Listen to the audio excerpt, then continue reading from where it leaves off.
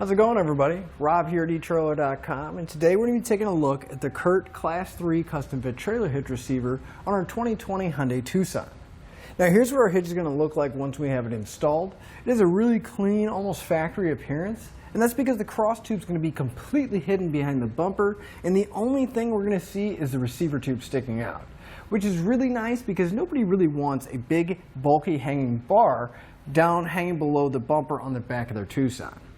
This way, it'll still give you the access you need to either tow a trailer, take a bike rack with you, maybe free up some space on the inside, putting a cargo carrier back here, but we're not giving up the aesthetics of our car.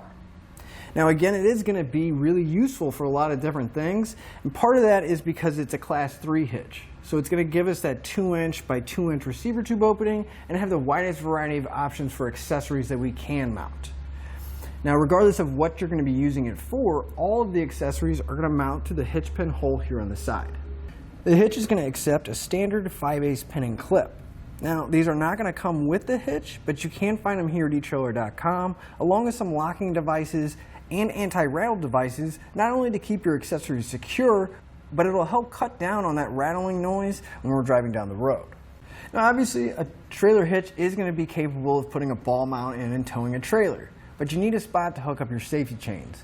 And here you can see we have a plate style. They got pretty large openings, so if your chains have rather large hooks on them, we'll have no problem getting them hooked on or taking them off. But even if your trailer has normal size hooks, there's still plenty of room to get them hooked on and take them off.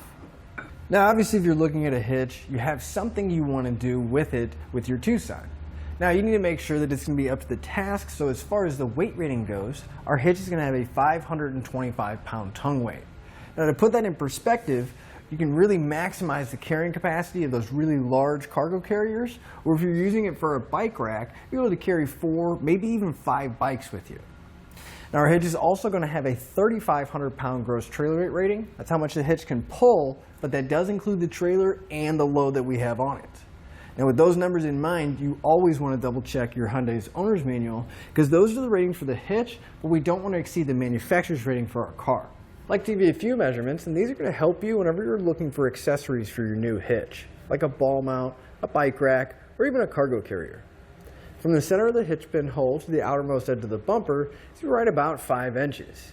That measurement's going to help when you're looking at folding accessories to make sure you have enough room so you can put them in the upright stored position and not make contact with the rear bumper.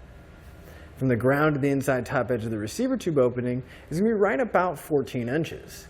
Now at that height, I would recommend a bike rack or a cargo carrier with a raised shank, just so we get a little bit of extra ground clearance out of it.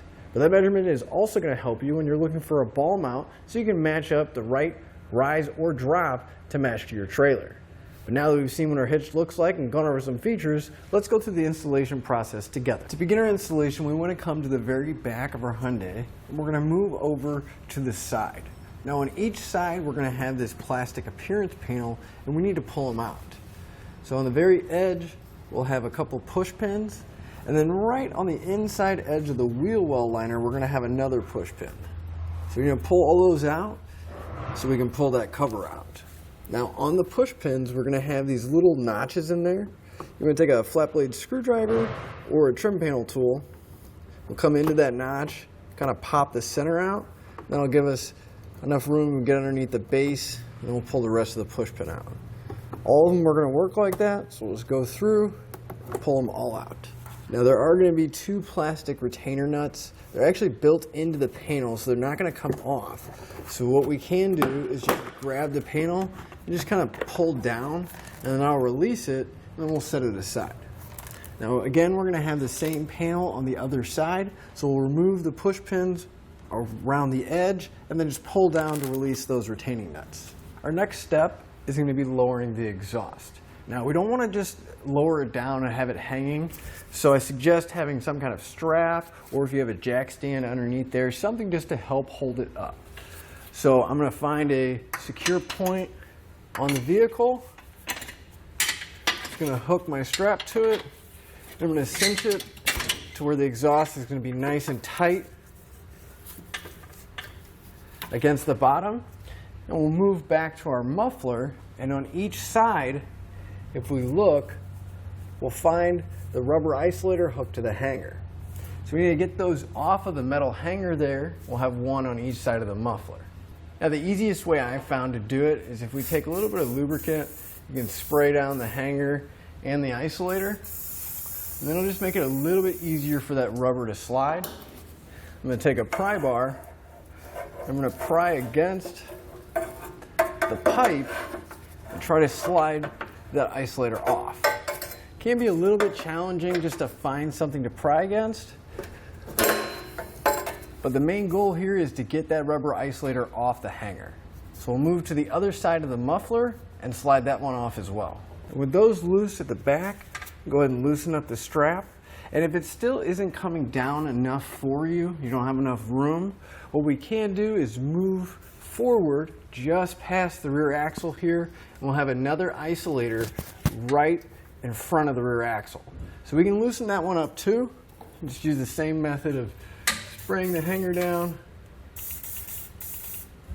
and then taking a pry bar to slide it off.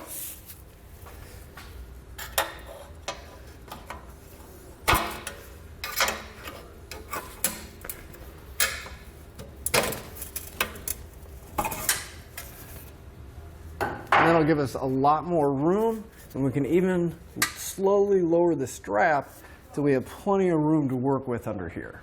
And I like to go over the attachment points this time.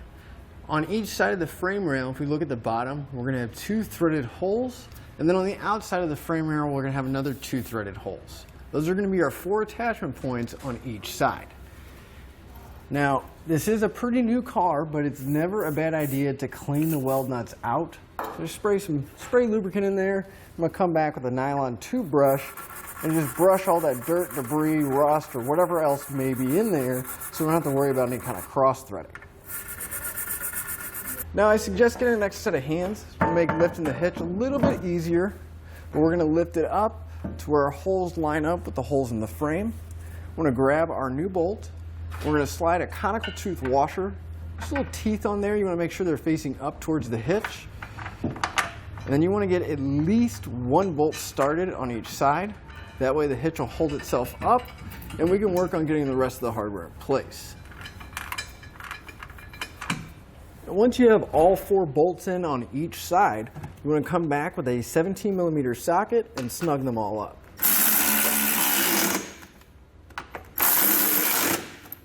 Now you want to make sure you come back with a torque wrench and torque all the hardware down to the specified amount in the instructions.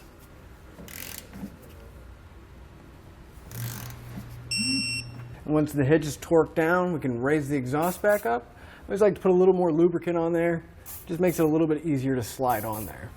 I also like to kind of raise it up pretty close, tighten up that strap so I'm not trying to hold it and slide the isolator back on. We'll just work our way back, continuing to put the rest of the isolators back on as well.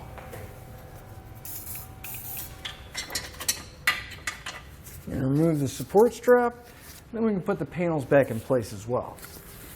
And when you put the panels back up, you may be wondering how they're going to clip back into place. And really, as long as we get everything lined up, just push those retaining nuts back on there, and they should go right back onto the studs. And then when we put the push pins back, you want to make sure that center is still sticking out. Line up the rest of the panels.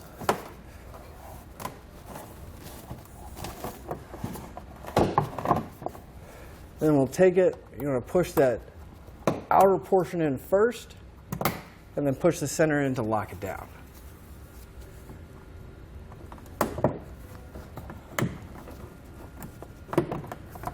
But once you have all the panels back in place, that'll finish up your installation and your look at the Curt Class 3 Custom Fit Trailer Hitch Receiver on our 2020 Hyundai Tucson.